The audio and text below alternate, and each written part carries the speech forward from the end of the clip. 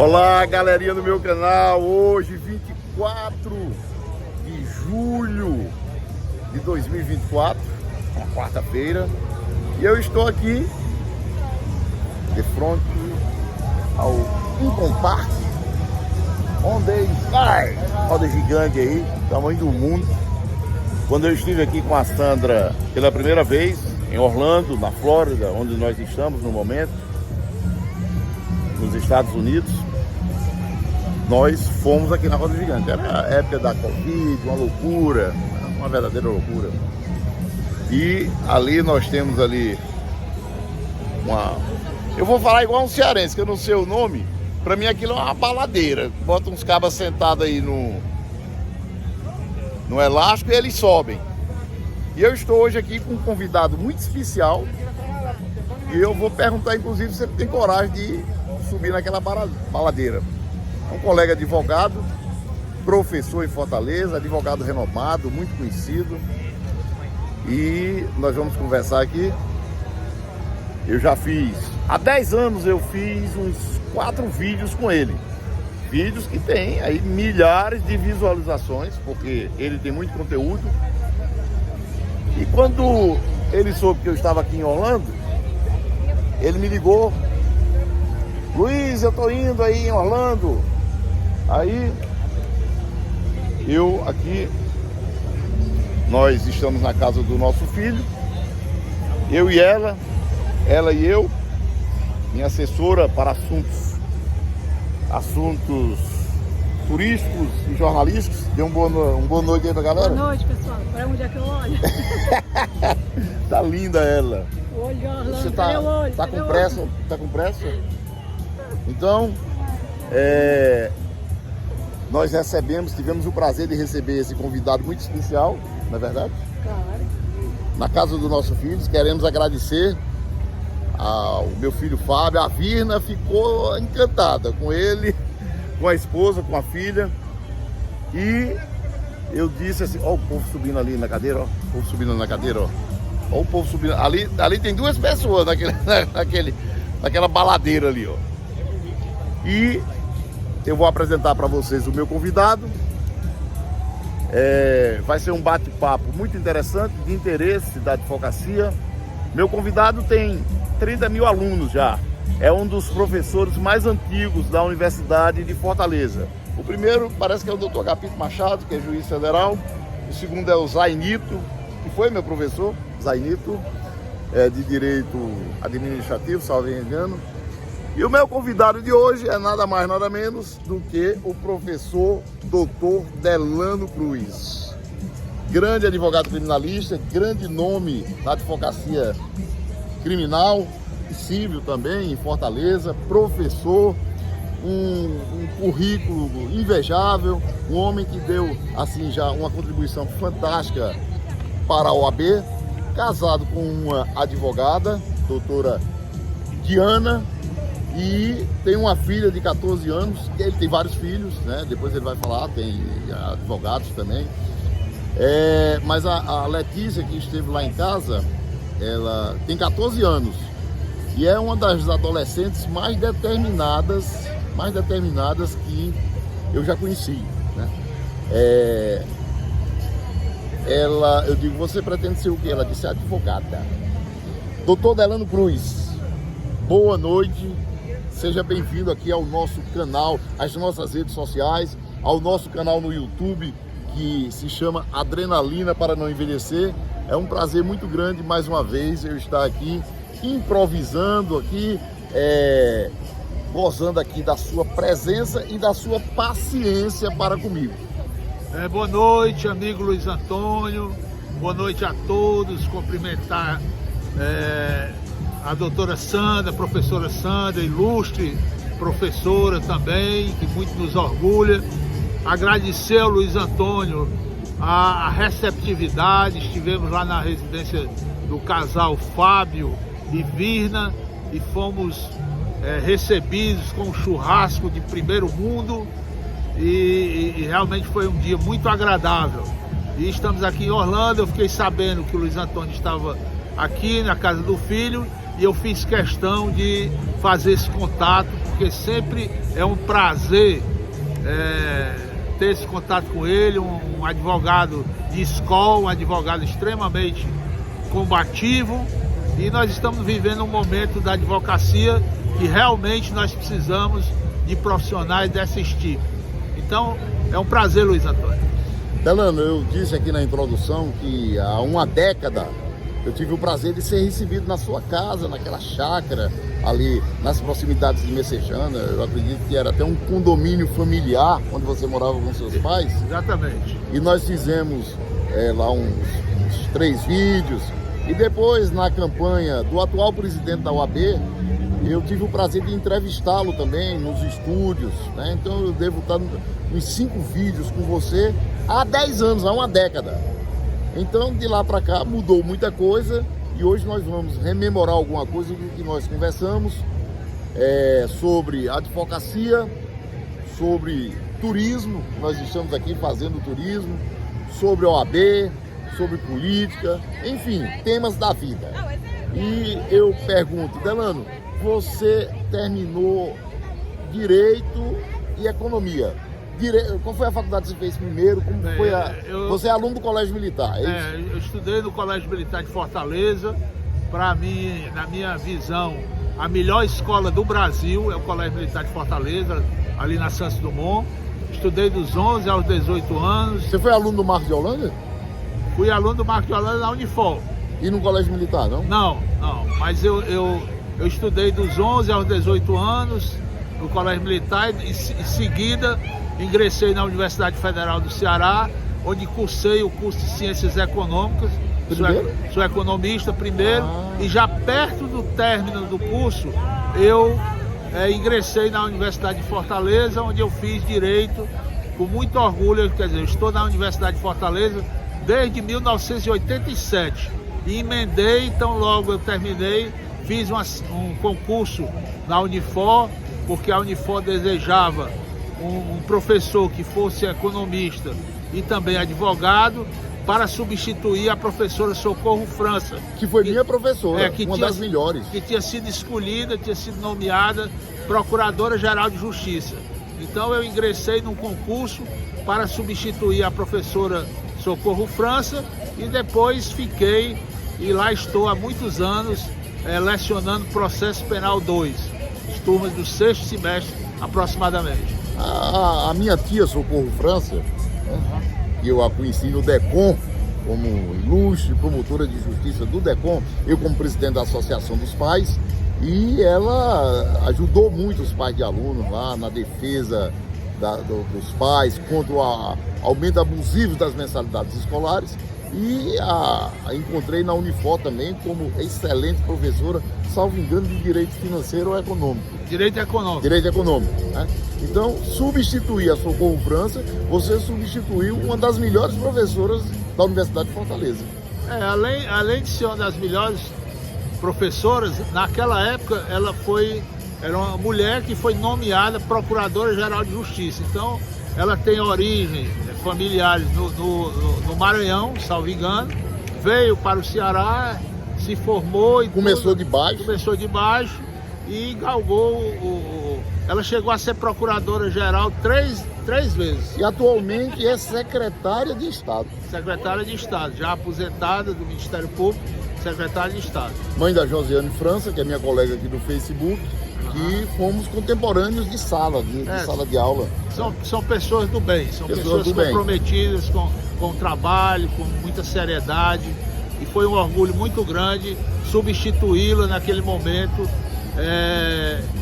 onde a gente estava iniciando a vida no magistério superior, né? Porque eu já vinha do magistério, eu comecei no magistério com 15 anos de idade, ainda aluno do Colégio Militar, eu fui professor de História em alguns colégios particulares. Foi?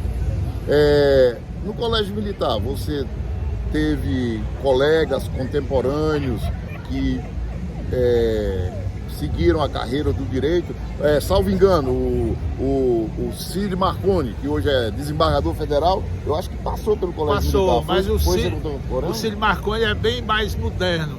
Meu contemporâneo mesmo, assim, mais próximo, que era um ano à minha frente, é o hoje desembargador, que oriundo classe dos advogados, o professor Carlos Alberto Mendes Forte, que é o doutor Carlos Alberto, meu amigo, meu colega. Foi professor da Unifor também. Continua como professor da Unifor. Continua como professor da Unifor.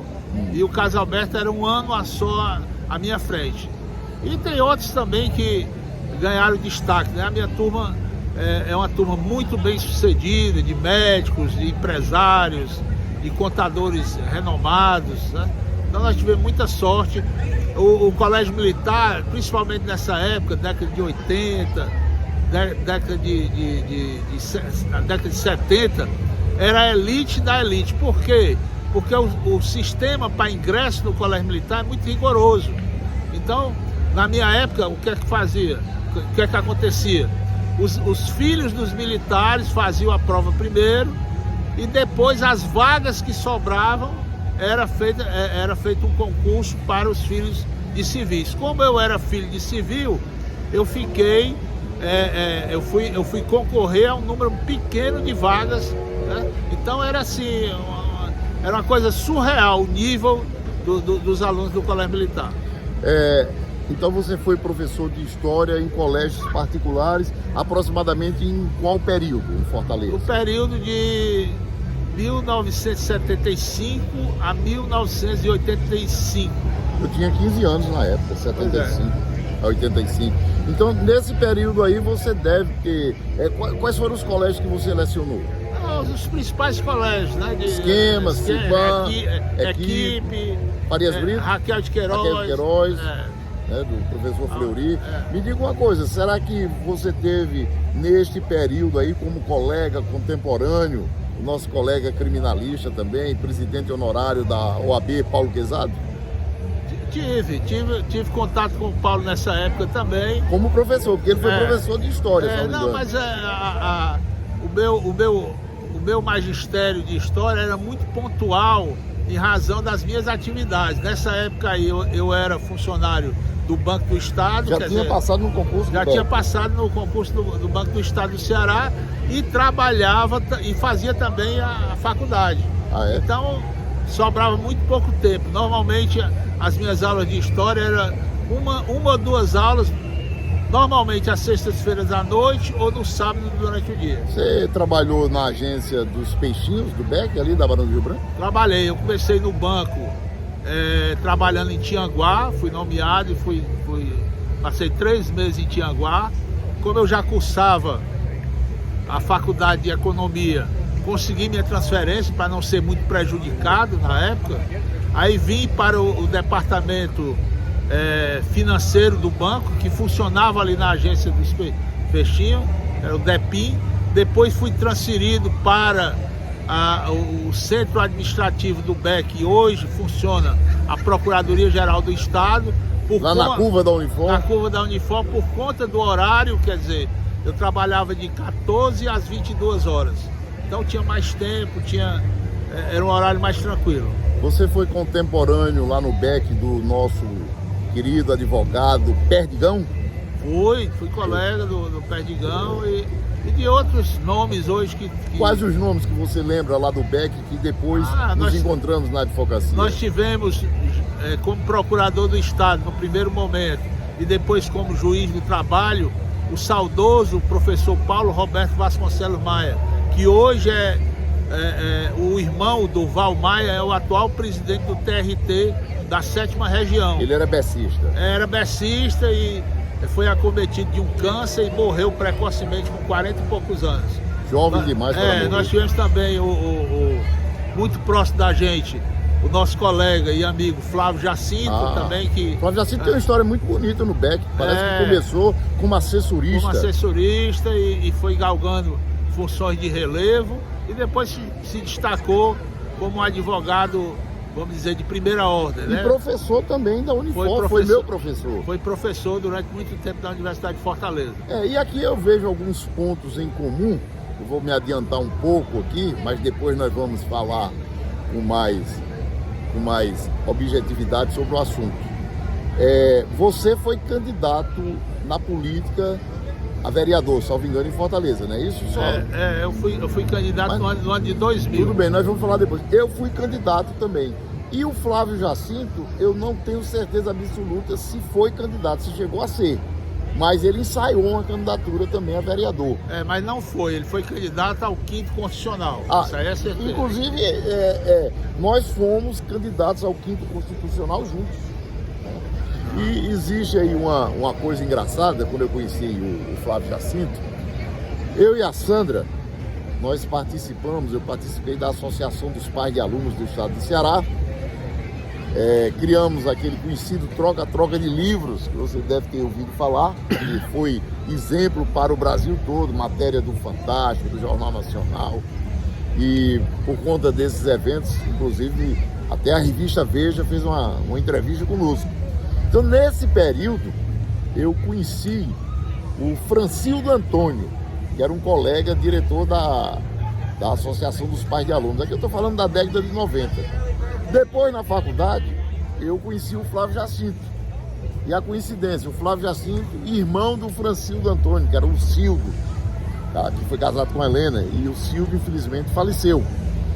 E depois, o meu filho começa a namorar uma moça, que hoje é a esposa dele por quantos anos, Sandra? Já de casado, o Fábio tem? 23 anos de casado, é a idade do meu neto. E a Vina é sobrinha legítima do Flávio Jacinto. Então, as coincidências da vida, né? Como até as pedras se encontram. Então, você saiu do BEC em que ano? Bem, em 1990, eu concluo o curso de Direito na Universidade de Fortaleza. E no final de 1990, ainda como concludente, eu fiz um concurso nível nacional para a Escola de Administração do Exército, que funciona em Salvador. Era o 2º ano de concurso, a primeira turma é de 90 e esse concurso era para a turma de 91.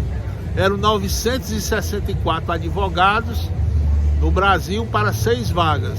E eu tive o prazer e a honra de ser aprovado, o primeiro nordestino da área jurídica a ser aprovado nesse concurso. Aí eu tirei licença do banco em 1991, porque aquela incerteza, eu já casado, com 2 filhos pequenos, não sabia se ia ficar no Exército, devido às dificuldades até de condicionamento físico, que era muito ruim na época. Aí eu fiz o curso lá em Salvador, durante 11 meses, e pela minha nota, pela minha classificação, eu pude escolher Fortaleza. Então eu vim ser o chefe da divisão jurídica do Exército aqui no comando da 10ª Região Militar, já como primeiro tenente. E aí, nesse interregno, eu peço a exoneração ou a demissão do Banco do Estado do Ceará. Mas nessa época, Delano, você já tinha concluído também o curso de Economia na Universidade Federal do Ceará? Já. O curso de Economia eu concluí em 1987. Então, lá na Faculdade de Economia, você deve ter sido aluno ou ouviu falar do saudoso economista, um dos maiores do Brasil, Assuero Ferreira. Fui aluno dele. Fui aluno do Assuero de microeconomia. Depois ele foi coordenador do CAEM. Muito preparadíssimo. Aécio Oliveira. Também, ex-marido da Ana Oliveira, que foi secretária dos governos municipais. Roberto Smith. Também, do Banco do Nordeste. Do Banco do Nordeste também, né? O presidente da Tele Ceará, Tarcísio Farias, também de saudosa memória, eu não tenho certeza se ele lecionava na Universidade Federal do Ceará, no curso de Economia. Eu não lembro, mas o curso de Economia da UFC era um celeiro de grandes profissionais, normalmente ligados às instituições bancárias, ao Banco do Nordeste, ao Banco da Amazônia, né? Mas eram pessoas preparadíssimas, realmente pesquisadores. Quem implantou aqui quem implantou no Ceará a Bolsa de Valores, o Raimundo Padilha. Padilha. Também era um baluarte, foi meu professor. Nós tínhamos... Era parente do Nelson Padilha? Professor Gonzaga Mota também, que chegou a ser governador do estado. Era professor lá. Professor também da economia. O Padilha aí era parente do Padilha, advogado? Não, acredito que não. Acredito que não. Você falou aí no nome do professor Gonzaga Mota, né? Foi governador do Ceará, secretário de planejamento do governo Virgílio Távora, e era economista também, professor lá do curso, né? Renomado. Né? E agora, já com uma certa idade, aposentado. Poeta. Ele continua produzindo livros, etc. Pois é. Aí você, nessa época, aí já como segundo tenente do Exército, como tenente do Exército. Como primeiro tenente. Você vai como primeiro tenente. Como primeiro tenente. É só para esclarecer, Antônio, esse curso continua tendo seleção todos os anos. Então, a partir da terceira turma, ficou misto, tanto homens e mulheres. Aí o Exército, há uns 4 anos atrás, fez uma modificação, transformou a escola de administração do Exército em escola de formação complementar do Exército. Aí pega hoje a área de enfermagem, assistência social, contabilidade, direito. Então, todo profissional dessa área que tem até 37 anos de idade pode concorrer a uma vaga anualmente e vai de primeiro tenente até coronel do Exército se continuar na atividade.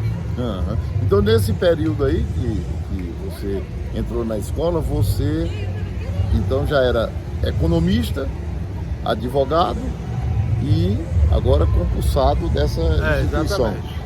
Aí passou quanto tempo lá? Passei aproximadamente 6 anos. Passou aproximadamente 6 anos. Nesse período aí, lógico que você não podia advogar. Nesse período eu fiquei... Você era impedido de advogar. Impedido de advogar, e foi o que me levou a usar uma estratégia para poder ou sair ou ser transferido para a reserva. Foi o que aconteceu comigo. Eu fiz um concurso para professor, fui aprovado. De onde? Qual instituição? Na Universidade Federal do Maranhão. Universidade Federal do Maranhão.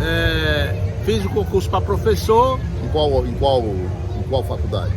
Na Faculdade de Direito. Na Faculdade de Direito. Aí tomei posse no dia 13 de fevereiro de 1995 e no dia 10 de abril de 95 publicou a minha reserva proporcional ao meu tempo de serviço,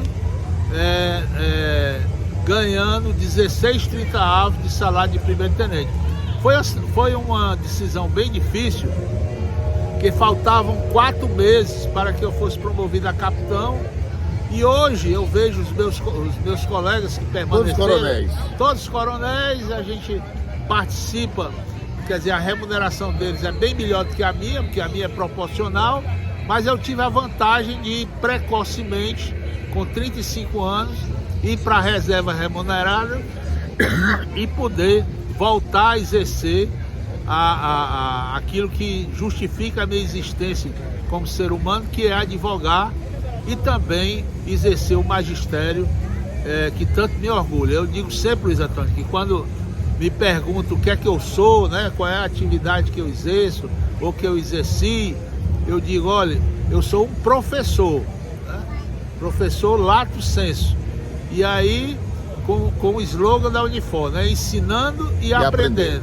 Aí na Unifor você foi lecionar Direito Econômico inicialmente. Como economista, advogado e economista. E depois eu substituí também o professor Marcos de Holanda, quando ele foi ser o coordenador do curso de Direito da UFC. Aí eu assumi a cátedra do Direito Econômico e do Processo Penal 2. Posteriormente, o Direito Econômico virou, nas mudanças de currículo, virou cadeira optativa. Então houve um esvaziamento, né, do Direito Econômico, os tópicos foram colocados em outras disciplinas, tipo Direito Financeiro, Direito Empresarial, e aí eu fiquei praticamente, acho que há uns 20 e poucos anos, 22 anos, eu sou professor exclusivo de Processo Penal 2 e aqui acolá de Direito Penal, quando eu vou cumprir, fechar vamos dizer, na linguagem popular, tampar algum buraco de um cliente, de um colega que está operado, ou que está com problema de saúde, aí eu vou e substituo esse colega. Aí, nesse período, então, começou a advocacia Delano Cruz, Foi em 1995. 1995 foi exatamente o período que eu comecei também. Aí a primeira banca jurídica foi em qual local? Foi no edifício Serrolim, ali no calçadão Serrolim. Eu e o doutor Hernando Carvalho, né, que era do Banespa e assessor, depois cedido pelo Banespa, ele foi ser assessor da Procuradoria-Geral da República, né, com o doutor Macedo, saudoso doutor Macedo. Lembro demais, né? O Hernando foi assessor do Macedinho, né? Francisco de Araújo Macedo, filho. Exatamente. E aí, juntamente com o doutor Sérgio Bezerra, Sérgio Bezerra também, pessoa maravilhosa, e o doutor Eliezer, que era um colega lá da Unifor, que era o chefe do recurso humano da Unifor. Aí nós éramos 4 advogados lá no edifício Serrolim. Então, pelo que você está falando aí... Nós começamos em 92, para ser mais preciso. Ah, tá bom. Então, só 3 que anos na minha frente. Só que eu não podia exercer. Eu sei. Então, pelo que você está falando aí, essa banca jurídica, naturalmente, advogando praticamente em todas as áreas do direito. Todas as áreas, como nós estamos voltando nos dias atuais, né? Raramente a gente tem uma banca exclusiva em determinado ramo do direito, né? As bancas estão se diversificando e hoje existe um fator que vai revolucionar a advocacia que se chama inteligência artificial. É uma coisa, Luiz Antônio, impressionante o que pode a inteligência artificial contribuir para o desenvolvimento de uma banca advocatícia. Ok. Me diga uma coisa, nesse período aí você já tinha um namoro assim com o direito penal, com a tribuna do júri, com a advocacia criminal, ou isso foi surgindo posteriormente? Isso é uma coisa até um pouco engraçada. Eu, quando cheguei da escola de administração do Exército, foi em 1991, novembro de 1991. E aí quando chega um tenente novo no ambiente de trabalho das Forças Armadas, as pessoas colocam logo para tirar serviço de oficial de dia, Natal e Ano Novo. Pega um novato para... Aí o que é que acontece? Eu tenho um irmão que hoje já é coronel da reserva da Polícia Militar do Ceará, André Cruz, que é cadete de 1991. E eu fui para a solenidade de formatura dele. E como eu era militar da ativa, eu era obrigado a ir fardado. Então fui com aquela farda de gala do Exército, muito bonito. Verde oliva. E lá o governador era o Ciro Ferreira Gomes, que é nosso colega advogado, que é da turma da minha irmã, da Federal de 1979. E ele era muito ligado, frequentava a casa dos meus pais e tudo, sabia que eu era do BEC, etc. E quando ele me viu fardado lá na solenidade, ele tomou um susto e disse assim: rapaz, Delano, foi que houve? Essa farda aí, foi o que aconteceu? Aí eu expliquei assim, rapidamente. Ele perguntou: tu não tá mais no BEC, não? Eu expliquei rapidamente. Ele disse: mas você vai me ajudar. Aí eu disse: mas como, Ciro? Ele disse: não, você vai ser professor aqui da Academia de Polícia Edgar Facó. Foi mesmo? Então, o comandante da polícia, a solenidade foi numa sexta-feira. Na segunda-feira chegou o ofício lá no comando da 10ª Região, me requisitando para ser professor de Direito Administrativo 1 e 2 no 3º ano de formação. O curso tinha 3 anos de formação, então eu lecionei na academia durante 12 anos, na Edgar Facó. Aí o que é que aconteceu? Quando eu fui para a reserva, todos aqueles oficiais da polícia que estavam saindo, o capitão novo, os tenentes recém-formados, todos tinham sido meus ex-alunos. E aí começaram a surgir indicações de problemas ligados à família militar, ao crime. Aí terminou que, com pouco tempo, eu estava praticamente vocacionado, entre aspas, né, forçado a estudar mais o direito penal e atuar mais nessa área penal. Porque eu digo sempre para os alunos e para os recém-formados que quem faz a especialidade do advogado não é o desejo pessoal dele. Eu vou ser tributarista, eu vou ser advogado trabalhista. ele pode até ter gostado de ter feito isso, né? De ter aprofundado o estudo desses âmbitos. Mas quem realmente vai definir qual é a área que ele vai atuar é a clientela, porque a pessoa precisa viver da remuneração que o cliente oferta. Lá pela academia, você foi contemporâneo lá do Kennedy Real Linhares? Não, o Kennedy chegou bem depois. Mas passou por lá pela Passou academia. também, gente muito boa. Gente muito boa, né? Nosso colega advogado.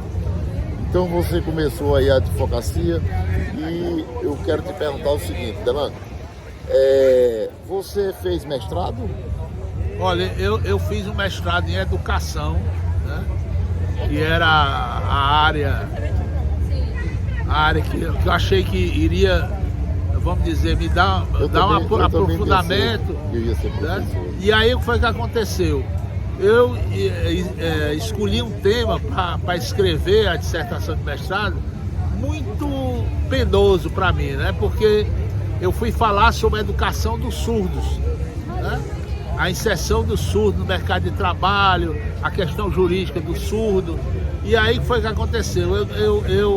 Deus me abençoou com 2 filhos surdos e isso travou o desenvolvimento do meu trabalho. Terminei eu não concluindo, não escrevi a dissertação por completo. Mas quer dizer então que você foi desenvolver um trabalho e depois foi que vieram os filhos surdos? Não, já tinha os filhos surdos. E eu achei que poderia estudar e aprofundar e dar uma contribuição escrevendo um pouco sobre a questão jurídica das pessoas portadoras de deficiência e surdez. Isso me deu um trauma psicológico, mexeu muito comigo. Eu terminei não defendendo a dissertação. Seus 2 filhos, eles são do primeiro casamento? Do primeiro são casamento. Só eles 2 do primeiro casamento? Não, são 3. Tem o Felipe, que mora em Manchester, na Inglaterra. Tem o Delano, que hoje é educador. O mais velho é o Felipe? O Felipe é o mais velho, tem 40, vai fazer 41. Trabalha com o quê? Ele trabalha com compliance lá na Inglaterra. É casado com a Angelina, que é engenheira civil. Pensava que era a Angelina. Não, a Angelina, ela é estoniana, né? E agora nasceu o primeiro neta deles. Né? Explica para as pessoas antes de concluir o que é o compliance.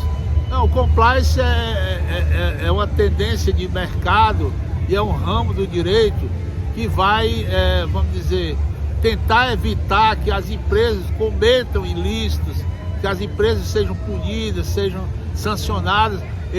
O compliance ele faz uma avaliação anterior, preventiva, orientando o empresário, orientando o contador da empresa, orientando o gestor para que adote medidas realmente que atendam à questão da moralidade, do respeito às normas jurídicas.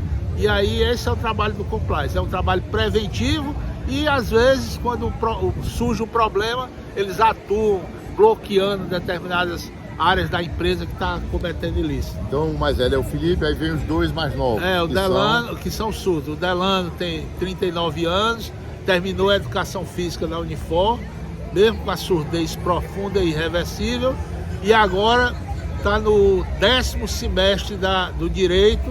Aí você vê a gravidade e a grandeza de você fazer um curso de direito, Luiz Antônio, sem ouvir uma única palavra. E a grandeza da Universidade de Fortaleza. A Unifor coloca 2 intérpretes de Libras em cada disciplina que ele se matricula. Quando ele chega para assistir aula, já estão os 2 intérpretes que vão ajudá-lo, vão se revezar, traduzindo aquilo que o professor está falando e as perguntas. E alguma dúvida que ele tiver, os intérpretes estão presentes. Lógico que ele lê e escreve normal. Lê, escreve. E o outro? O outro... Tem quantos anos? Tem 31 anos. Então eles não são gêmeos, lógico. Não, tem 31 anos. Ele também é surdo profundo. Você vê aí a questão cultural. O mais velho quis fazer o implante coclear. Ele fez o implante, aí depois deixou de usar e tudo, não está usando bem o aparelho não. E o mais novo disse que não quer fazer porque fazer o implante coclear, na visão dele, seria uma traição à cultura surda. Ele acha que ele nasceu surdo e ele tem que ficar surdo. E vai morrer surdo? Vai morrer surdo. Eles irão morrer surdo? Eles irão Não tem cura? Não tem cura. Delano, o que é a causa disso? Você teve 2 filhos que não são gêmeos, você tem o terceiro que não é surdo e 2 que são surdos. O que ocasionou isso aí? Nós fizemos Eles nasceram surdos? Nasceram surdos. Nós fizemos uma pesquisa genética. A mãe não era surda? Não. A mãe é falecida, que era nosso colega advogado Nosso também. colega, Márcia. E aí o que é que acontece? Nós fizemos uma pesquisa genética e o meu bisavô era irmão do tataravô dela. E a gente pensa muito essa questão. Peraí, bora com calma aí. O meu bisavô... O seu bisavô... era irmão do tataravô da Márcia. Aí o que é que Vocês conseguiram chegar lá nessa árvore genealógica? Aí o que é que acontece? Vocês não sabiam disso? Não sabíamos. O que é que acontece? Normalmente a gente tem a preocupação de primo com primo, né? Primo casar com primo, não tem esse perigo todo. Quanto maior essa diferença genealógica, maior o risco. Então, se você tem um surdo, um bisavô surdo, né, que casa com a pessoa próxima da família, na mesma árvore genealógica, corre um risco lá na frente, um casal que não tem nada a ver, que era o meu caso, eu da mãe dos meus filhos, ter filhos surdos. E um deles casou. Um deles que é surdo, é casado. É casado. É pai já. Né? Tem uma menina, minha neta mais velha, que tem 14 anos, a Manuela, e é ouvinte normal, sem problema. Ok, que informação interessante. Delano, nós temos aí um decreto da época do Império, se não me engano, onde você fez doutorado? Não, fiz não. Onde diz que o advogado é doutor, da época do Império. Né? Tudo bem, eu concordo que o advogado seja doutor, o médico seja doutor, o engenheiro, o dentista e tantas outras profissões. Né? Agora, eu tenho algumas dúvidas e tenho um pensamento meu que nós vamos discutir aqui nesses minutos que nos restam e outros assuntos também que você quiser falar. Eu só gosto de ser chamado de doutor no meu escritório profissional ou no fórum, principalmente nas audiências, onde nós sabemos que não existe hierarquia entre juiz, promotor e advogado. Então não seria justo um serventuário da justiça estar tratando o juiz de excelência, o promotor de excelência e não me chamar de doutor. Então lá eu faço questão. Fora do meu escritório e fora do fórum, principalmente com os meus amigos, eu detesto ser chamado de doutor ou professor, se eu fosse também. Então eu lhe pergunto, o advogado, ou o médico, o engenheiro, ele tem que ser tratado pela sociedade, pelos vizinhos, pelos condôminos, como doutor? Olha, na verdade isso é uma questão cultural, Luiz Antônio. É da cultura do brasileiro, né? Chamar o médico, principalmente, o advogado de doutor. Eu particularmente, eu acho, assim, principalmente nos textos escritos, você vai assinar uma petição, você colocar o doutor. Eu acho que o doutor, eu digo sempre para os meus alunos, você se impõe pela sua postura, pela sua forma de tratar as pessoas, certo? Não é através de uma imposição, que não é o seu caso, né? Uma imposição de ser chamado de doutor, que isso vai mudar alguma coisa. Mas deixa eu fazer uma interrupção aqui, pois não. Beleza? Só para eu me fazer mais claro. Eu sou kitesurfista.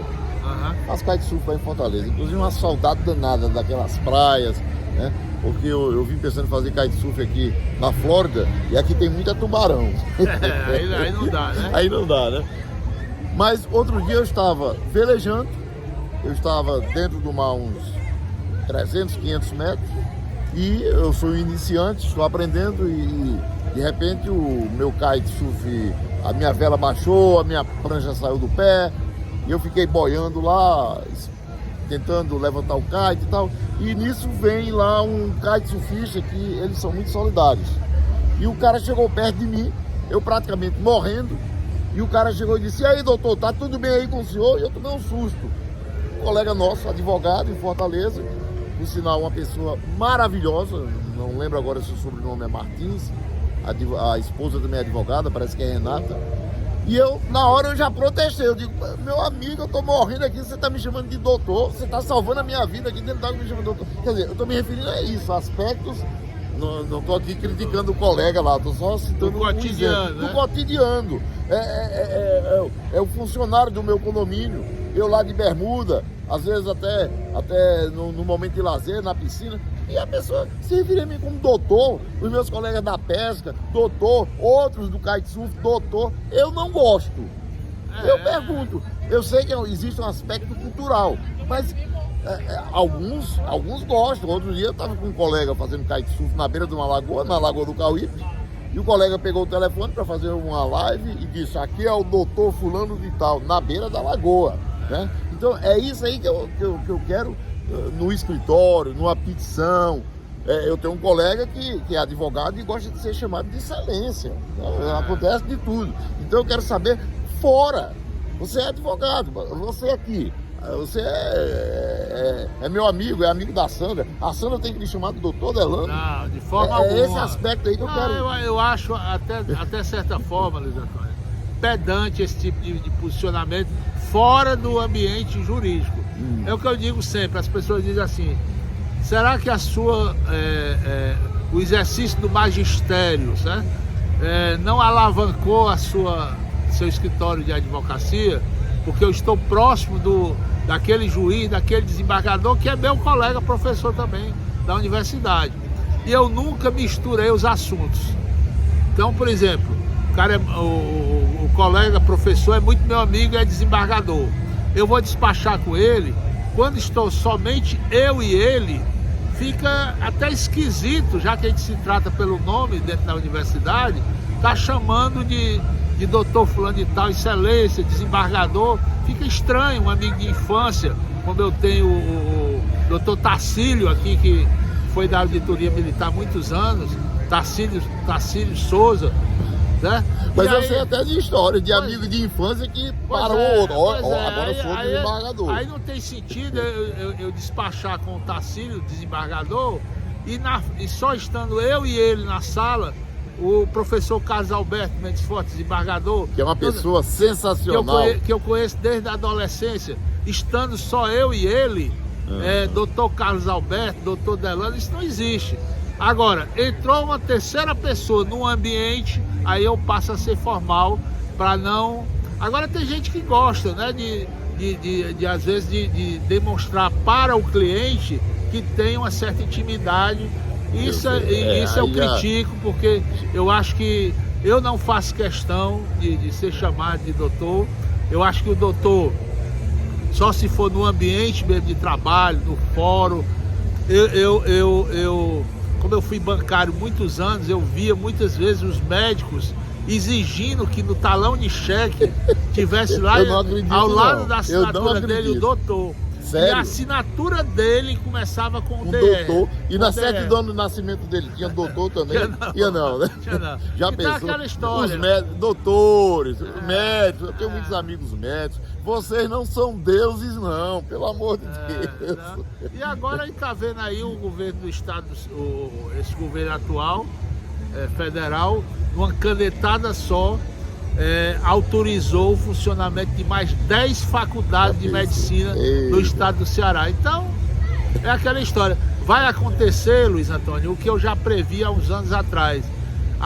Esses cursos mais concorridos, direito, engenharia, odontologia, medicina, nessas universidades privadas, né, de menor porte, vai valer, vamos dizer, a declaração de imposto de renda dos pais. Se a pessoa estudou no Santa Cecília, no Farias Brito, no Lourenço Filho, no Antares da vida, chegou lá, o seu menino quer fazer o quê? Medicina. Cadê a declaração de imposto de renda dos pais? Pode pagar? vai ser uma seleção simplória, talvez uma entrevista, e quem vai selecionar o mercado. Se você levar o azar de chegar numa emergência de um hospital público ou particular e se deparar com um profissional que não está preparado para o exercício da medicina, é a mesma coisa com nós advogados. Se você colocar nas mãos de um neófito ou nas mãos de uma pessoa despreparada a liberdade de um parente seu, de um amigo, etc., de um familiar, você corre sério risco de ter um prejuízo incalculável. Ok, então agora nós já estamos entrando aí no ritmo de despedida aqui, desse papo maravilhoso com você, mas antes de encerrar esse tema, eu quero só saber se você tomou conhecimento da história, se foi verdade, do desembargador que entrou na justiça exigindo que o porteiro do prédio o chamasse de excelência. Entrou e perdeu, né? E perdeu a ação, porque realmente a gente tem que pautar o direito pela razoabilidade, né?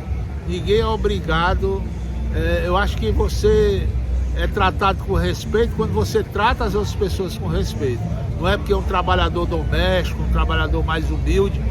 E às vezes as demonstrações de afetividade, de companheirismo, etc., aflora muito mais nessas pessoas humildes do que naquelas pessoas que, até mesmo familiares que estão mais próximos, não dão a devida atenção. Então, eu acho que todos nós somos iguais, né? A gente está vendo essa ótica da violência, né? E eu bato sempre, gosto de repetir, que jamais vai haver segurança pública enquanto não houver segurança social. O que é a segurança social, Luiz Antônio? Criança e adolescente 100% na escola, manhã e tarde 100%, nenhuma criança, nenhum adolescente fora da escola, oportunidade de trabalho para essas pessoas e respeito entre nós que somos irmãos. Basta isso. Ok, então agora eu vou pedir assim respostas de 1 minuto para a gente concluir aqui o nosso bate-papo, inclusive ao final deixando você à vontade para as suas considerações finais. Atualmente você é casado com uma advogada. A Diana foi minha aluna, temos duas filhas. A Letícia, que você teve a oportunidade de conhecer, tem 14 anos, estuda no Santa Cecília, e a Nicole, que tem 3 anos de idade. Okay. Sua visão hoje da OAB, local no estado do Ceará? Olha, a OAB continua servindo como alavanca, né, para promover os escritórios e, infelizmente, o compromisso com a defesa das prerrogativas do advogado sempre ficou e sempre ficará em segundo plano, enquanto a gente não colocar realmente uma pessoa que tenha esse compromisso e que cumpra com a sua palavra. Você não teve, durante esse período todo de conhecimento na advocacia, interesse de comandar a categoria dos advogados?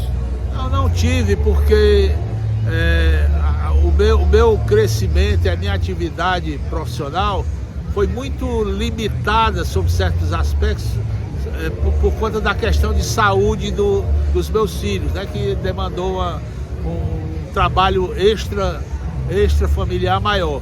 Mas eu contribuí naquela primeira gestão do Paulo Quezado. Eu fui diretor adjunto da FESAC, hoje ESA.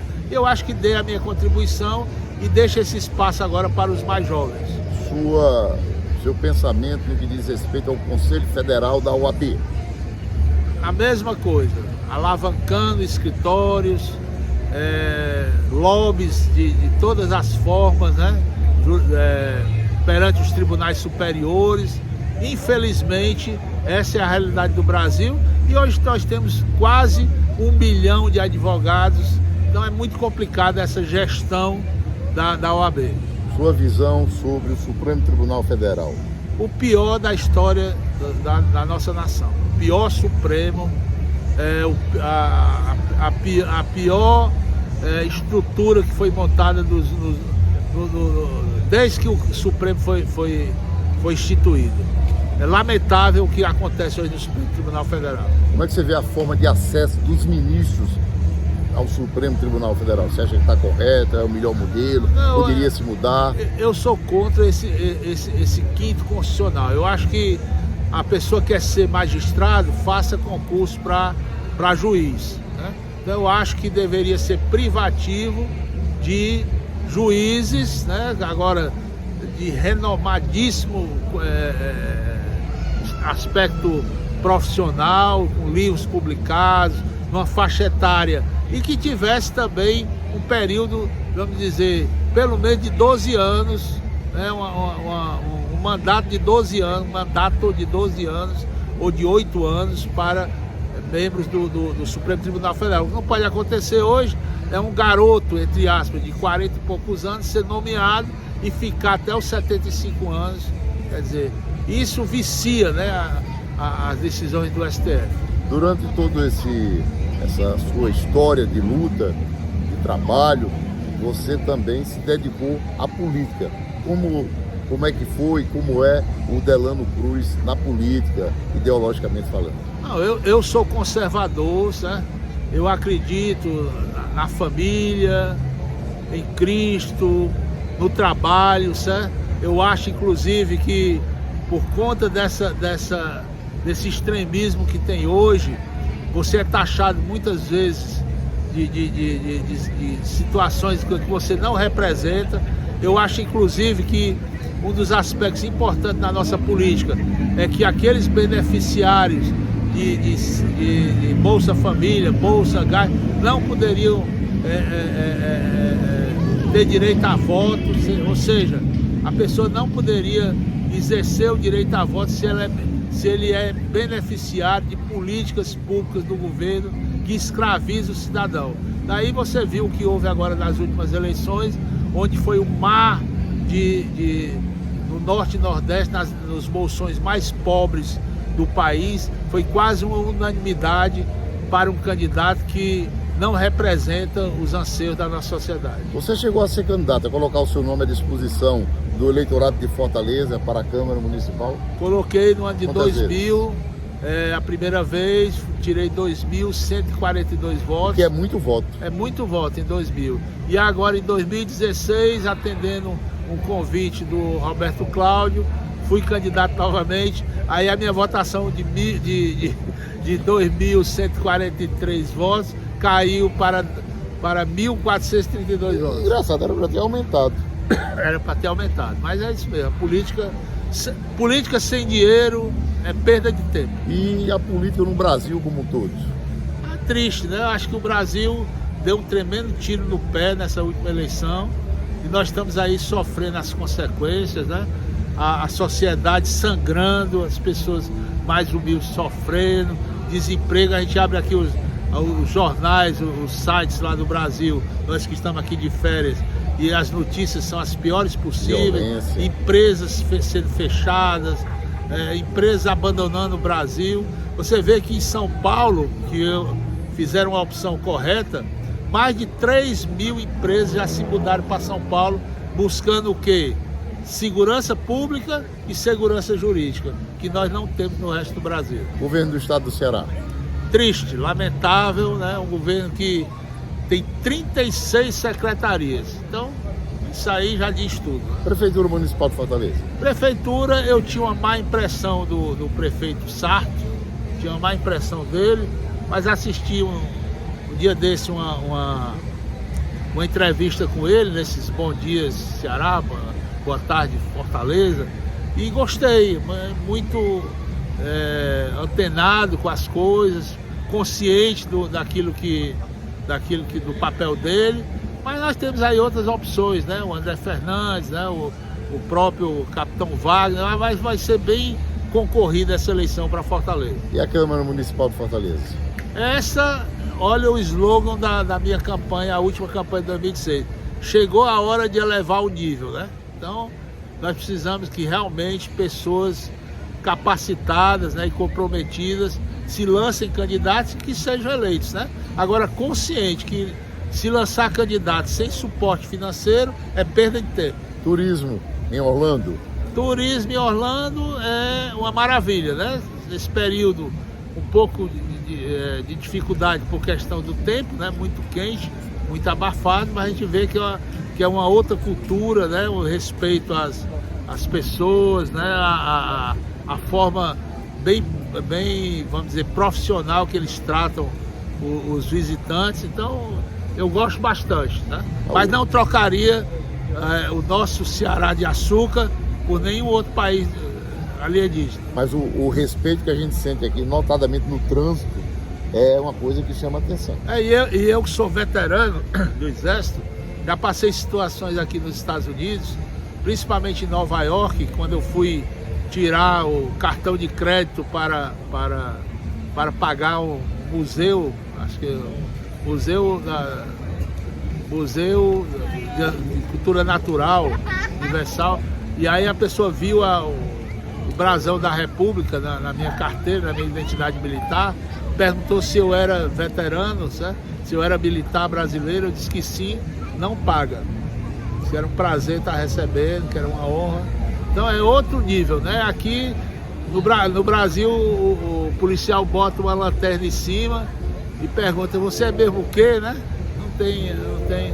Você vê que a cultura é diferente. Delano, as suas considerações finais, por gentileza. Não, Luiz Antônio, só agradecer, dizer que espero de alguma forma contribuir, né? Ter contribuído com esse bate-papo, dizer para essa geração mais jovem que acreditem no estudo, no trabalho, no esforço. Vocês estão vendo aqui duas pessoas que passaram a vida toda dedicada à família, dedicada ao estudo, ao trabalho, e que vale a pena, e que apesar de todo esse desacerto que a nossa nação vive hoje, acredite que nós seremos, o Brasil será uma grande nação, e vocês mais jovens estarão colhendo esses frutos. Que Deus abençoe a todos e que possamos regressar, eu e você, na próxima semana ao Brasil com muita tranquilidade e rever na nossa terrinha, lá o nosso Ceará. São quantos anos de advocacia hoje, galera? Hoje eu estou com 33 anos de advocacia. 33 anos de advocacia, muita experiência, muitos júris. Muitos júris. Quantas defesas no Tribunal do Júri? Pouco mais de 250 defesas. Tribunal do Júri. No Ceará e fora do Ceará? No Ceará, no Piauí, no Maranhão, em São Paulo, Rio de Janeiro, né? No Brasil, acho que eu só não fiz no Espírito Santo e em Belo Horizonte. Delano, para concluir, nós saímos de uma pandemia recente ainda e tivemos grandes perdas no mundo jurídico cearense de colegas que nos deixaram por conta da pandemia. Cite só alguns de sua lembrança para a gente poder rememorar aqui e concluir a nossa entrevista. Não, nós tivemos pessoas que habilitaram demais o nosso mundo jurídico, e realmente eu não tenho nem condições de nominá-los porque ficaria emocionado, mas eu sei que foram perdas consideráveis, né, de pessoas que, não só aquelas pessoas de destaque, mas alguns jovens também, né? Colegas advogados que terminaram perdendo a vida pelo descontrole feito principalmente pela mídia brasileira, que impediu que o governo federal fizesse aquilo que era necessário. Então, mas não adianta a gente falar nesse assunto, porque nós seremos taxados de negacionistas e por aí vai, entendeu? Mas tem gente negando aí a economia, tem gente negando aí os impostos, tem gente negando aí que o Brasil, infelizmente, esteja numa situação muito ruim. Esses, na minha opinião, são os verdadeiros negacionistas, né? Gente que está negando até a ditadura que o Brasil está vivendo no momento, inclusive com presos políticos. É muito triste, né? Nós temos um ministro do Supremo Tribunal Federal que é vítima, é o juiz da causa e é o acusador, né? Porque o Ministério Público Federal pediu o arquivamento do inquérito do Final do Mundo e ele continua o inquérito há mais de 4 anos sem denúncia. É uma coisa lamentável. Então, eu quero agradecer aqui mais uma vez ao meu amigo, meu eterno mestre, meu colega advogado, professor, doutor Delano Cruz, aqui por ter ido à nossa casa e hoje ter vindo aqui no olho de Orlando, aqui, onde eu vim com a Sandra, nos dando essa assessoria e trazendo todos esses esclarecimentos aqui. Esse vídeo vai para as nossas mídias sociais e também para o YouTube, onde já estão outros vídeos que eu fiz com um colega há 10 anos, que é o canal hoje denominado Adrenalina para Não Envelhecer. Então, Delano, muito obrigado. Eu que agradeço, Um cordial abraço, fraternal abraço em todos. Ok, então se você gostou, curta, comente, compartilhe aí o nosso vídeo, porque o nosso interesse é contribuir com o Brasil e com um mundo melhor. Um forte abraço, muito obrigado a todos vocês.